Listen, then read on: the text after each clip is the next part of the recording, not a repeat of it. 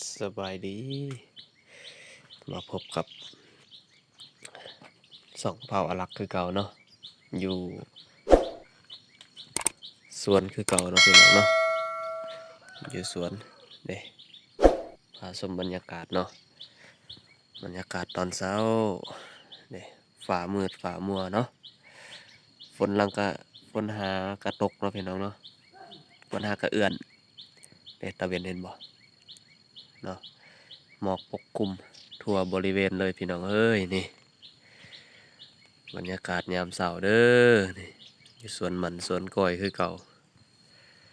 นี่หมองเขา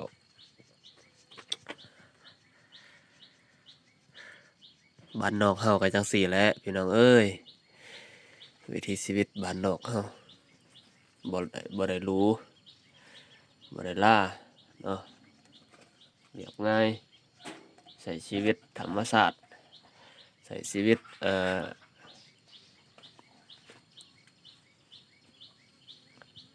แบบบ่รู้บ่ลาเนาะแบบบ่เปลือง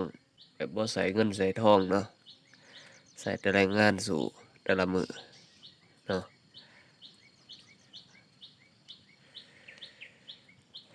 ถามว่าพอใจบ่กับสิ่งที่เฮาเฮ็ดนี่ก็พอใจอยู่แต่ว่าเฮาก็คิดอยากได้คือกันเนาะคิดอยากสู้คือกันแต่ว่าต้นทุนหน้าที่อาชีพเนาะของเฮามันแตกต่างกันนะบางคนเขาก็มีอาชีพแบบหนึ่งเนาะ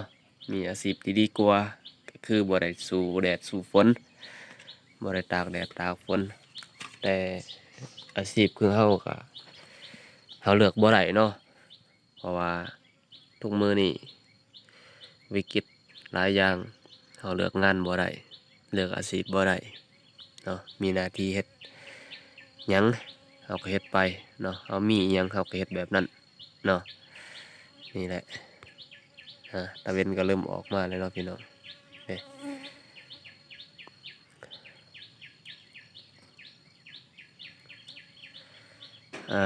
ก็สิซ้ำนี่เด้อพี่น้องเอ้ยฝากกดไลค์กดแชร์กดติดตามกันหน่อยเด้อให้เป็นกำลังใจของบ่าวบ้านนอกคนหนึ่งเนาะเผ่าอารักษ์เนาะอยู่ทางเซกองเฮาเด้อทางภาคใต้ของลาวเด้อ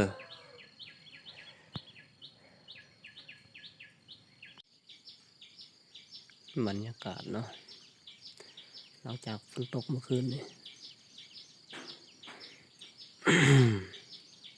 อยู่ภูอยู่พาคือเก่าเนาะอยู่สวนอยู่ไห้คือเก่าพี่น้องเนาะฝนตก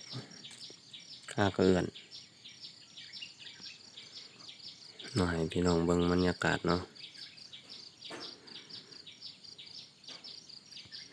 มันก็ลักขึ้นเนาะพี่น้องเนาะ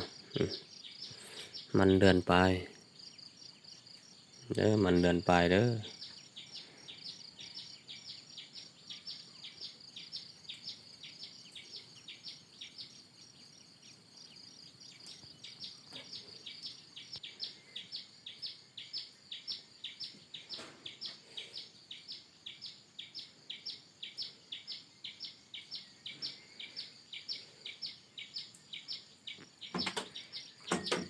ฝนบดคืนเนาะเมื่อคืนนี่เนาะ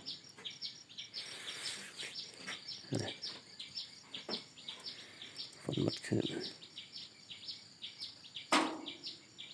มันก็บ่อยากงามปานใดพี่น้องตาย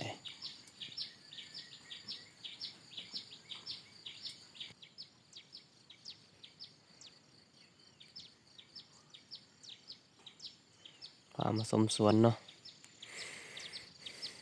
อันนี้บ่ทันฮอดเดือนนี่มันเบิดเดือนนี่จังฮอดเดือน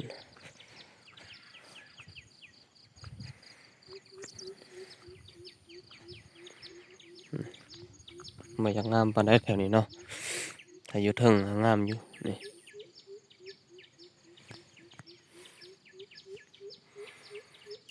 อาสิซ้ำนี้เด้อพี่น้องเอ้ยให้พี่น้องเบิ่งบรรยากาศยามเช้าเนาะทางภู ผู้ทางดอยเฮาคือเก่า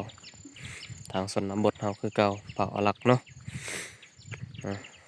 ฝากกดไลค์กดแชร์กดติดตามกันหน่อยเด้อเพื่อเป็นกำลังใจก็บ่มีหยังเนาะพี่น้องเนาะนี่